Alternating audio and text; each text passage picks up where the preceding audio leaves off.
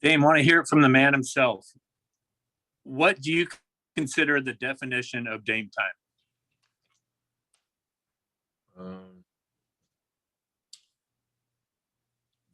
When the moment comes, the moment of truth, I guess, where it's time to win or lose, and a play needs to be made, a shot needs to be made, the team needs to be lifted up.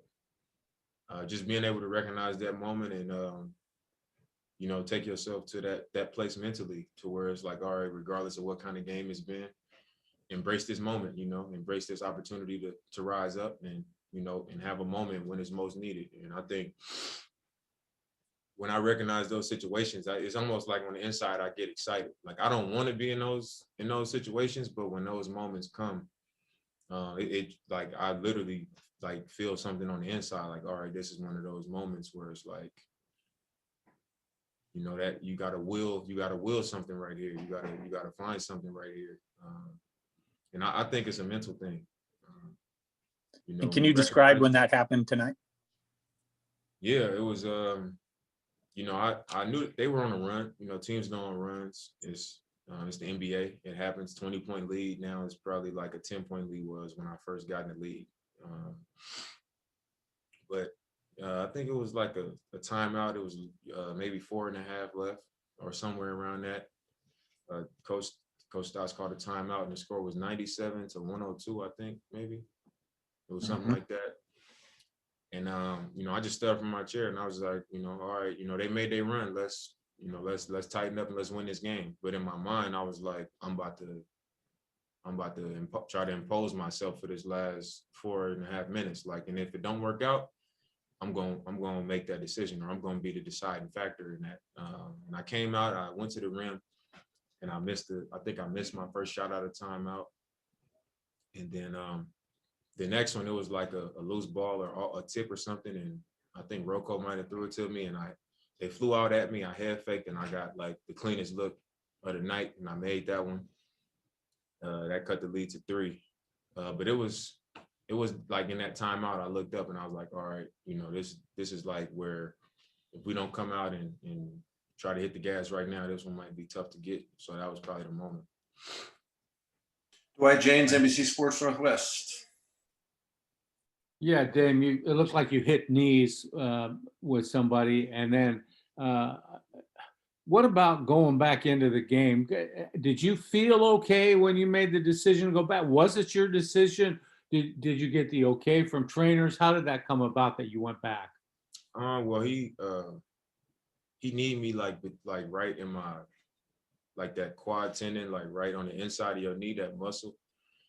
And it just gave me like almost like a dead leg feeling, where I was just like, when I put weight on it, it was because it was right on the muscle. So it was just irritated. And I usually finish the third quarter, but I was like kind of having a hard time with it because it was like we was both moving at a fast pace. And Terry, I just saw a sub come to the scores table. I didn't ask to come out. He just took me out the game because I guess Jess wanted to take a look at it because I just kept like messing around with it. And I went to the bench and in my head, I was like, all right, we're going to finish the third and I'm going to start the fourth quarter. And then he didn't put me back out to start the fourth.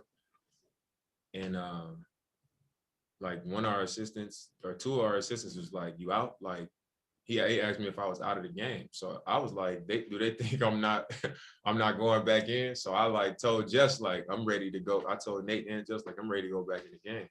So I think they might have thought I got pulled out the game and I was done. So I had to tell them, like, I'm not. But I knew I was going back. It was sore, but it wasn't like I think I got a pretty good grip on when something is like dangerous and when something is just like, oh, I can manage it. Is it okay now? Yeah, it's just sore. It's not my first time having it. Next question, Casey Holdall, trailblazers.com. Damian, you just kind of talked to Bill about Dame time, but what are you thinking? You talk about going back in the game when you guys are kind of having those struggles in the fourth quarter.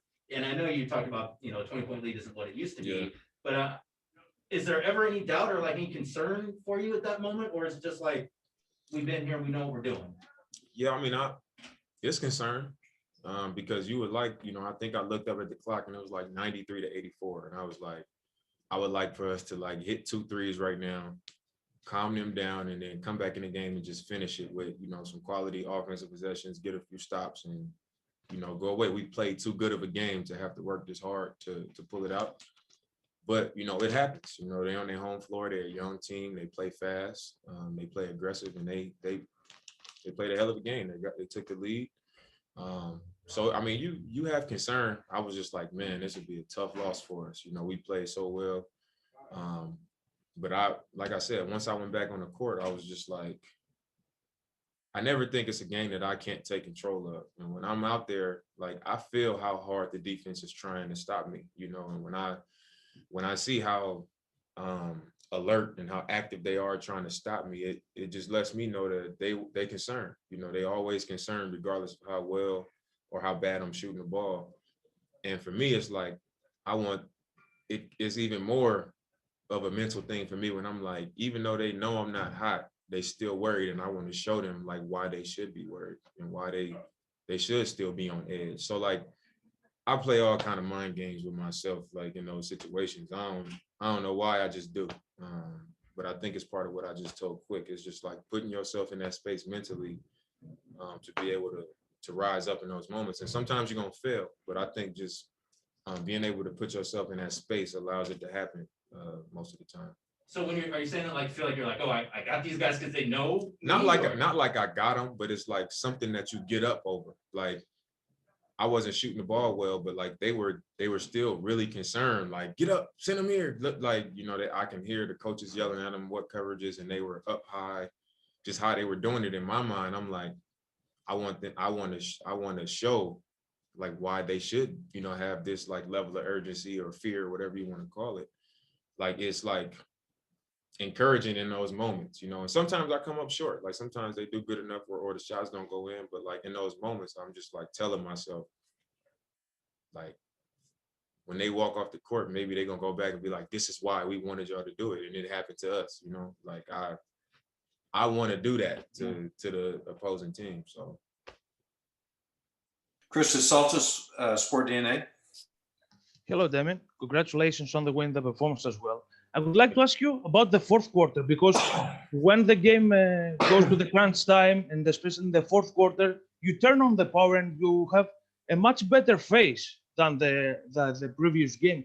How could you explain that, and what is your mindset when you go to the fourth quarter? Much better face. You play much better in the fourth quarter. Oh, like I said, I think it's just the fourth quarter, especially in these last two games, just happened to be the time where we are going to win or lose a game. And in those moments, you got to be able to tighten up. You can play a great game and the team comes back, and now it's a game possession by possession. Who's going to get stops? Who's going to be able to make shots? Who's going to be able to execute? And for our team, I know how much responsibility I hold when that happens. So I think that's why in the fourth quarter, when the game is going to be decided, I just get sharper. That's what it comes down to. Next question. Go ahead, Chris. Okay. Do you feel like you are the best player on the floor? Every time I step on the court, I think I'm the best player on the floor. Jason Quick, The Athletic. Dame, how would you characterize what's going on with your guys, young guys like Ant, Gary, and Nas? Man, I love it. They growing up right in front of our eyes, and maybe in the past it would be spot minutes or a game where I was sitting out or resting, or CJ was resting, or a blowout where we up 20 or down 20, and they'll get out there and show stuff. But I think they growing up right in front of our eyes, man. They playing big. Ant, GT, and Nas, Harry as well. But they playing big, man. They giving us great minutes, and it's not 1 or 2 games. I think it's been, how many games has it been? 12 or 13 games now, where like when they come in the game, I'm expecting certain things from them, and they're delivering every time. And I think you see the confidence growing. You see how certain they are of themselves in certain situations. And it has been impressive. He's been shooting the ball well. GT's been shooting the ball well. They've both been seeing the playmaking much better and getting shots for other guys.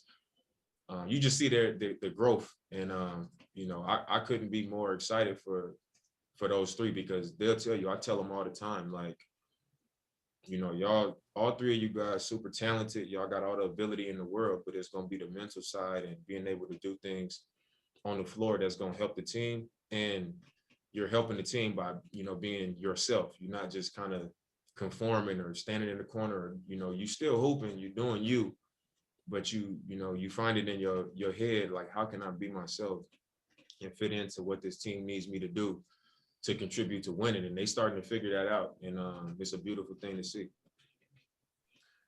Got time for two more. AJ McCord, Coin. Dame, you talk about the mind games that you play with yourself. I'm wondering, do you remember when you started doing that on the basketball court? I don't remember a specific moment. It definitely started more since I've been in the NBA. As I've just, you know, challenged myself to find things, and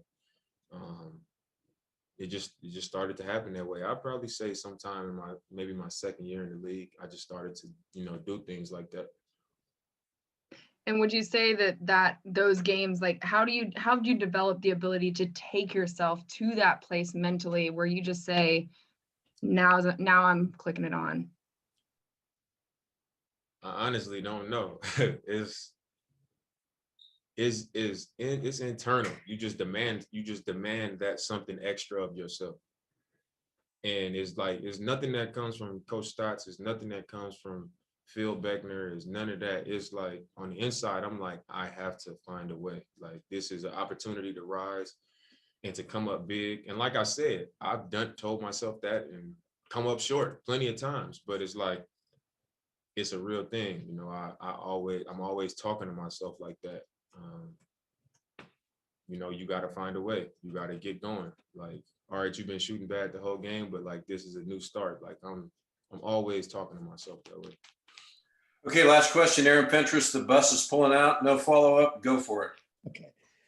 And Damian, you said you can tell when the defense is really focused on you. And you talked also about Simons and Trent, how they've evolved. Have you been able to notice yet at all that teams are starting to say, we can't only worry about Damian because these two young kids are killing us? Have you seen that yet, or do you expect to see that at some point? I mean, I think teams are starting to give them more and more respect because they've done it. Like I said before, they've been really consistent, and they're proving that it's not a fluke. You know, they really have ability, and they really believe. You know, both of those guys are super confident. They both put work in. You know, they put work in. I said after last game how after we got back from the bubble and before the bubble, we were all working out at a offsite location, a gym that we had private for us. And I saw them every morning, like working out, showing up every morning. Then we leave there and I see them at the practice facility. Like, so like they put the work in, man. So they have a right to be as confident as they are, and it's just shining right now. You know, it's shining through. The work on top of the talent that they have is shining through.